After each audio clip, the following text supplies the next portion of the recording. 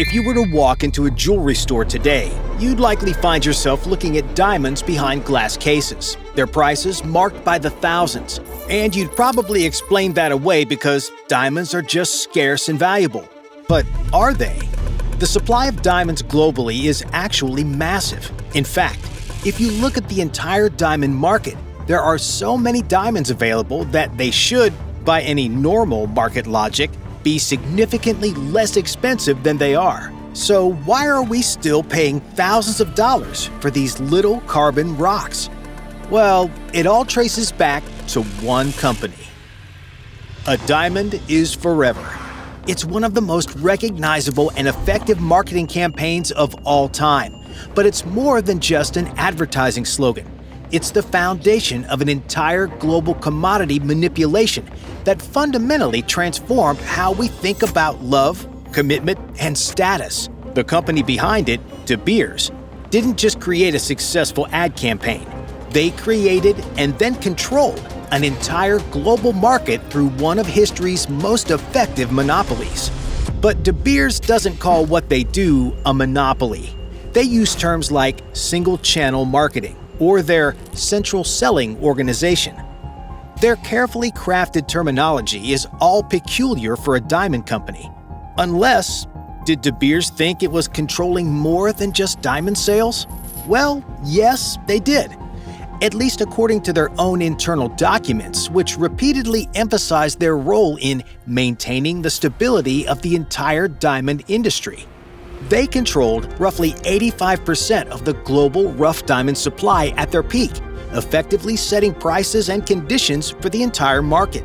The company went through a transformation of sorts, from one that mines stones to one that controls consumer perception. De Beers no longer merely mines or sells diamonds, but creates an ecosystem that shapes our perception of luxury, romance, and status.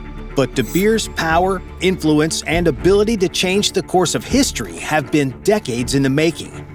It started with the discovery of massive diamond deposits in South Africa in the 1870s. Before this, diamonds were genuinely rare. They were found primarily in India and Brazil, and in such small quantities that only royalty and the ultra-wealthy could afford them. However, the South African discoveries threatened to flood the market with diamonds, which would naturally cause prices to plummet.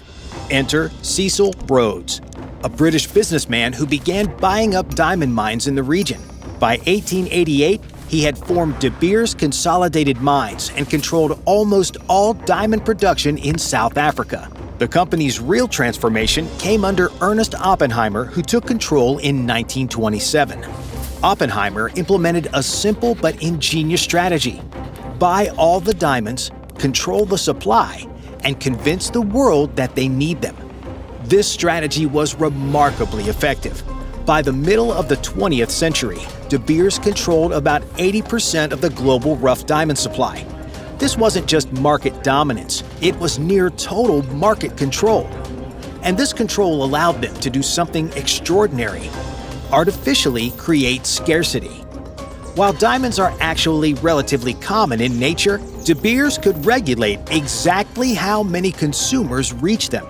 But controlling supply was only part of the equation. The company still needed to ensure demand remained high. And this is where De Beers made perhaps their most brilliant move. They fundamentally changed how Americans, and eventually the world, thought about diamonds. Before the 1930s, diamond engagement rings weren't standard. In fact, they weren't particularly common at all. But in 1938, De Beers hired the N.W. Ayer advertising agency and would transform the diamond market. The result was a marketing campaign that didn't just sell diamonds. It sold an idea that a diamond ring was the only acceptable symbol of engagement, and that the size of the diamond reflected the depth of a man's love. And in 1947, they introduced the slogan that would change everything: "A diamond is forever." This wasn't just clever marketing, it was psychological manipulation on a massive scale. The slogan implied both emotional permanence and, crucially, that diamonds shouldn't be resold. effectively preventing a secondary market that could undermine De Beers' price control. The campaign worked spectacularly, and in 1939, just 10% of American engagement rings contained diamonds. By 1990, that figure had jumped to 80%. Today, it's over 85%. De Beers had created cultural expectations where none had existed before, and in doing so, guaranteed themselves a market that wasn't just steady, but growing. This dominance allowed De Beers to implement a highly unusual sales method called the site system.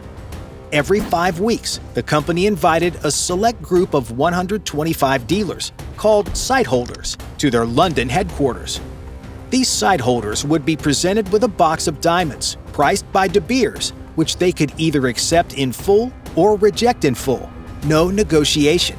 If a site holder rejected the box or tried to negotiate, they risked being removed from the site holder list permanently, cutting them off from the primary source of diamonds in the world. This system gave De Beers extraordinary control. They determined not just how many diamonds entered the market, but exactly which types of diamonds, at which prices, and to whom they were sold. This level of market control would be illegal in most industries under antitrust laws. But De Beers, headquartered in South Africa and selling through London, managed to avoid U.S. antitrust enforcement for decades, despite the U.S. being their largest market. Throughout the 20th century, De Beers faced threats to its control. When Russia discovered significant diamond deposits in Siberia in the 1950s, De Beers didn't fight them. They made a deal to buy and distribute the Russian diamonds. When Australia found diamonds in the 1980s, De Beers initially bought those too. The company's strategy was always the same: buy all available diamonds to maintain control of the supply. This strategy became increasingly expensive. By the early 1980s, De Beers was spending millions of dollars annually to buy up excess diamonds and maintain price stability. The company effectively operated a buffer stock system, buying diamonds during periods of excess supply and releasing them during shortages to maintain stable prices. This system worked remarkably well until the 1990s, when new discoveries and shifting geopolitics began to erode their control. With the end of apartheid in South Africa and the collapse of the Soviet Union in the early 90s, De Beers' geopolitical position became far more complicated.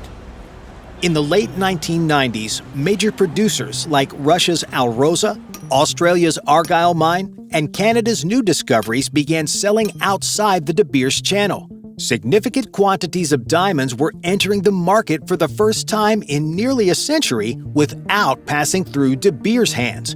The company's market share began to decline from 80% in the 1980s to about 65% by 2000, and further to less than 40% by 2010. To the average consumer in the early 2000s, diamonds were still seen as rare and valuable, but the industry was transforming behind the scenes. De Beers, faced with eroding market share and increasing legal scrutiny, made a strategic pivot to focus on their own brand and production. In 2005, De Beers settled antitrust charges with the U.S. Department of Justice, paying $250 million to resolve claims they had fixed prices, plus $45 million for a related class action lawsuit. This finally allowed them to operate directly in the United States, their largest market, as they shifted from a commodity controller to a luxury retailer. While De Beers was adapting, another challenge emerged: blood diamonds, mined in war zones in countries like Angola, Sierra Leone, and Liberia, where proceeds funded violent conflicts. The industry responded with the Kimberley Process Certification Scheme in 2003. De Beers, seeking to rebuild its image, positioned itself as an ethical leader. Across the decade from 2010 to 2020, De Beers faced yet another existential threat: lab-grown diamonds. These are not imitations, but real diamonds created in laboratories, chemically identical to mined diamonds and visually indistinguishable to buyers, yet produced at a fraction of the cost. De Beers' initial response was dismissive. They spent years and millions of dollars on campaigns emphasizing the difference between real and lab-grown diamonds, attempting to maintain the mystique and value of natural diamonds. However, consumer interest grew as lab-grown diamonds improved in quality and decreased in price. So De Beers adapted, just like they had done so many times before. In 2018, the company launched Lightbox, its own lab-grown diamond brand. But in a strategic move that revealed its true intentions, it priced these diamonds significantly lower than competitors, around $800 per carat compared to the thousands typically charged for natural diamonds. The message was clear: lab-grown diamonds are cheap, mass-produced products, not precious stones. By entering the lab-grown market themselves, but at drastically lower prices, De Beers aimed to devalue the entire lab-grown sector, preserving the platinum status of natural diamonds. It was a bold move that showed the company hadn't lost its market manipulation skills, even as its monopoly power had waned. So why do we have a global industry built on artificial scarcity and price manipulation? Well, it's complicated. Consumers have begun pushing back against the system. In recent years, millennials and Gen Z have shown less enthusiasm for traditional diamond engagement rings, preferring alternative stones or choosing to spend money on experiences rather than jewelry. However, the cultural expectation that De Beers created remains powerful, and diamond sales, while slower, continue to be robust. Consider the 2-month salary guideline for engagement rings, originally championed by De Beers in the 1930s as a 1-month rule. This so-called standard has become commonplace in the diamond industry as a whole to get people to spend more than they can afford on diamonds. This artificial benchmark has caused countless men to stretch their finances to meet an entirely invented standard.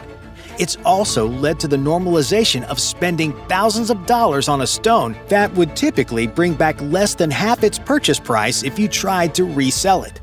The secondary market for diamonds, which De Beers worked so hard to suppress, remains limited, making diamonds a poor store of value despite their marketed image as an investment. Increasingly, consumers are discovering that diamond values are largely artificial and subjective. De Beers claims to maintain prices to preserve value, arguing that a collapse would render millions of investments worthless. But for an increasingly skeptical consumer base, this maintenance of artificial scarcity is simply another way to ensure that customers continue to pay premium prices for stones that are neither truly rare nor inherently valuable. The diamond industry, once so firmly controlled by a single entity, is now fragmented. De Beers' market share has fallen approximately 35%, while Russian producer Alrosa controls around 30%. And the remainder is divided among various companies worldwide. Yet despite this fragmentation, diamond prices remain high, a testament to how effectively De Beers established the perception of value. Diamonds aren't genuinely rare. We've just been culturally programmed to believe that they are. Bye for now.